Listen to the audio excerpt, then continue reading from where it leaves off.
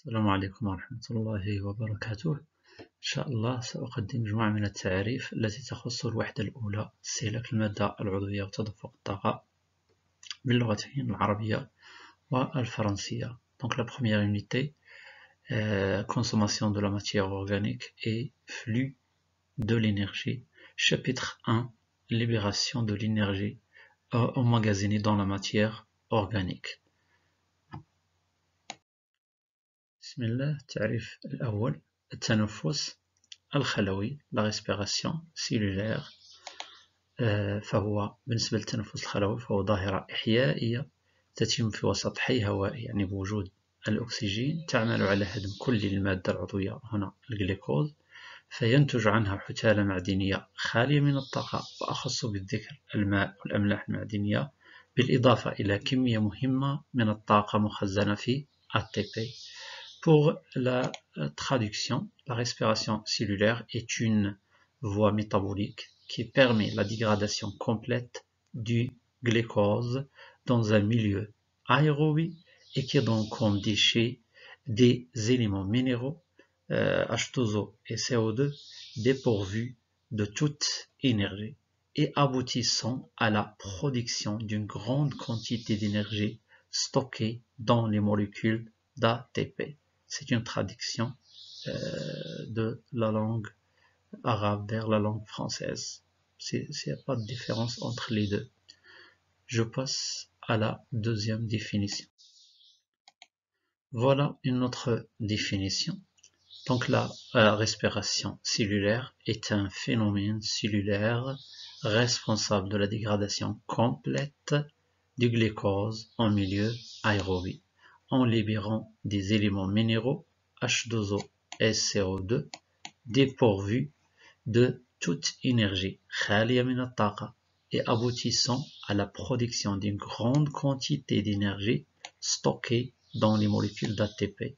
Donc la molécule d'ATP, on ne considère plus comme énergie, mais c'est une molécule qui stocke de l'énergie. Voilà l'équation globale de la respiration.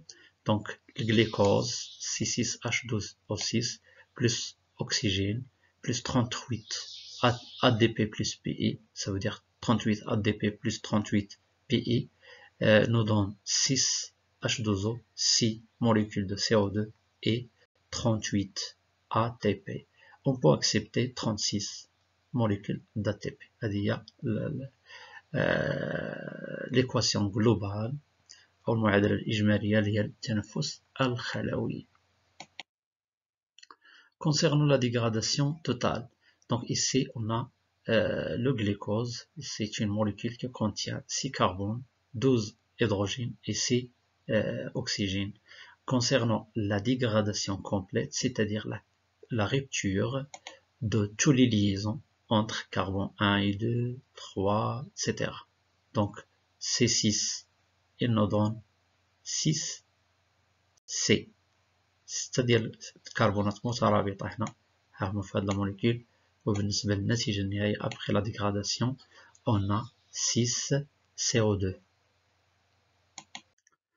بالنسبة للتخمر ou bien la fermentation، التخمر نفس الشيء بالنسبة للتنفس، فهي ظاهرة إحيائية تتم في وسط حيلة هوائية يعني غياب الأكسجين، تعمل على هدم جزئي للمادة العضوية، فينتج عنها حثالة عضوية غنية بالطاقة، بالإضافة إلى إنتاج كمية ضعيفة من الطاقة، يعني هنا مخزنة في ATP، يعني غادي تكون الإنتاج ديال جوج ديال لي ATP، وديك الطاقة فهي مخزنة في الروابط بين الفوسفور. من بعد غنشوفو l'ATP الشكل ديالها.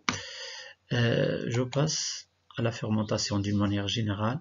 Donc est une voie métabolique qui permet la dégradation incomplète au partiel du glucose dans un milieu anaérobie, c'est-à-dire absence d'oxygène, et qui donne comme déchets des éléments organiques. Je parlerai ici de l'acide lactique et de l'éthanol.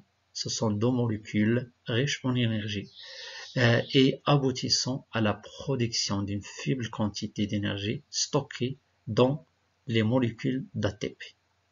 Maintenant, on passe à la définition des ou bien de connaître, ça veut dire quoi? La dégradation partielle. Donc ici, on a la molécule de glucose, du glucose. On a une rupture d'une liaison entre 3 et 4, donc le carbone 3 et le carbone 4, pour donner deux molécules, donc à 3 carbones. On parle ici d'une rupture partielle ou bien d'une dégradation partielle, cassure d'une seule liaison. Pour une autre rupture ou bien dégradation partielle, c'est la dégradation de 3 liaisons. Donc la première, la deuxième et la troisième, pour aboutir bien sûr l'éthanol plus CO2. التخمر اللبني ظاهرة إحيائية تتم في الجبل الشفافة كالأساتذة التي يقولها الجبلة، تعمل على هدم جزئي للمادة العضوية في وسط حيلة هوائي، يعني غياب الأكسجين، فينتج عنها حثالة عضوية. أنا غنتكلم على الحمض اللبني غنية بالطاقة. علاش غنية بالطاقة؟ لأن هناك روابط بين الكربون والكربون لا زالت متبقية لم تهدم، بالإضافة إلى إنتاج كمية ضعيفة من الطاقة مخزنة في ATP. شحال عندي من ATP؟ جوج. شحال غتكون ديال الطاقة؟ ضعيفة. دونك بالنسبة للتخمر اللبني هذا هو أبسط تعريف: مسلك استقلابي، حيلة هوائية يتحول خلاله الجليكوز إلى حمض لبني في الجبلة الشفافة.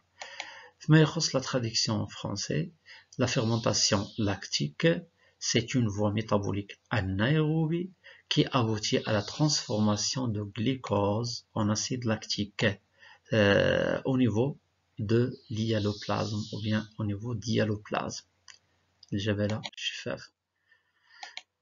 Pour la fermentation alcoolique, التخمر الكحولي هو مسلك استقلابي، حيلة هوائية يتحول خلاله الجليكوز إلى كحول وثاني أكسيد الكربون في الجبل الشفاف. هذا هو أبسط تعريف ديال التخمر الكحولي. ولا ناخذ التعريف الكبير ونحاول نبدل فيه فقط ديك الحثالة العضوية، نبدلوها ونديرو فيها الكحول وثاني أكسيد الكربون. La fermentation alcoolique, c'est une voie métabolique anaérobie qui aboutit à la transformation de glucose en alcool et CO2 au niveau d'hyaloplasme. L'équation générale de la fermentation alcoolique, donc le glucose plus 2 ADP plus 2 PE, dont 2 C2H5OH, c'est l'éthanol, plus dégagement de CO2 plus 2 ATP. On a ici production de 2 ATP plus 2 molécules de CO2 plus 2 molécules d'éthanol. Pour l'ATP, c'est quoi l'ATP?